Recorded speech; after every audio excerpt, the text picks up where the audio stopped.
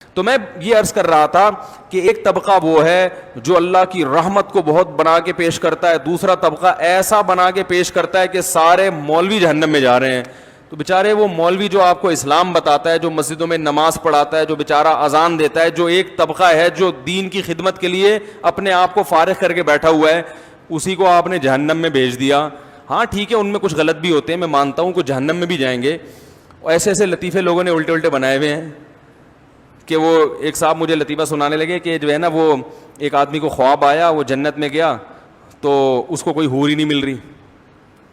تو اس نے کہا بھائی یہاں تو بڑی حور ہیں. اس نے کہا بھائی یہ حور سے نکاح پڑھانا پڑے گا، اور نکاح کے لیے کوئی مولوی ہمیں جنت میں مل نہیں رہا. تو میں نے کہا ٹھیک ہے بیٹا، بنا لو مولویوں پہ لطیفے، جنت میں کوئی مولوی مل نہیں رہا.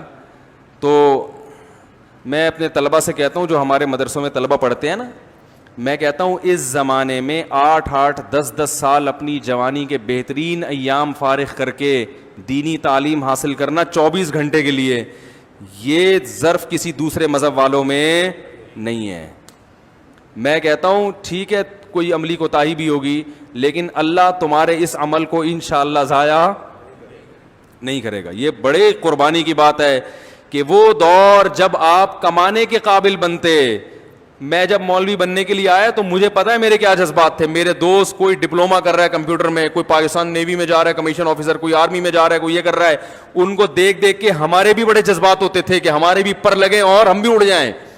ایسے وقت میں ہم کہاں جا کے بیٹھ گئے مدرسے کے بچوں کے ساتھ.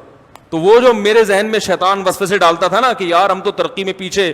ایک ہمارے رشتے دار ملے، انہوں نے بولا کہ خیریت یہ تم نے یہاں جو میری عمر 18 سال تھی اس وقت. 18 سال میں کیا جذبات ہوتے ہیں انسان کے، میں یہ کروں گا، میں یہ کروں گا. پائلٹ سے کم تو تھا ہی نہیں.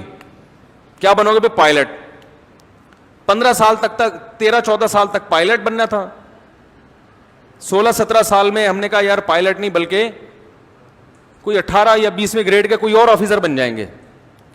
تو بہت سارے خیالات ہوتے ہیں اس عمر میں انسان میں. تو میں جب مدرسے میں گیا نا تو ہمارے ایک رشتے دار نے پوچھا یہاں کتنے سال کی پڑھائی؟ ان کا خیال تھا 2-3 سال کی ہوگی اور صبح جانا ہے دوپہر کو واپس آنا ہے. میں نے کہا بھائی، انہوں نے کہا ابھی جب آپ جمعے کو جا رہے ہو مدرسے تو واپس کب آؤ گے؟ میں نے کہا اگلی جمعرات کو، یعنی 1 ہفتے بعد. انہوں نے کہا پڑھائی کا شیڈول کیا ہے، مدرسے کی ٹائمنگ کیا ہے؟ میں نے کہا صبح سے لے کے اگلی صبح تک. سمجھ آ رہی ہے بات؟ اسی میں کھانا بھی ہے، اسی میں آرام بھی ہے، اسی میں وقفہ بھی ہوتا ہے. لیکن مدرسے والے چھوڑتے نہیں تھے بھائی پورا شیڈول. رات کو آپ نے تکرار کرنا ہے اگلے دن کے سبق کا، تو آپ کو گھر جانے کی اجازت نہیں ہے. جمعرات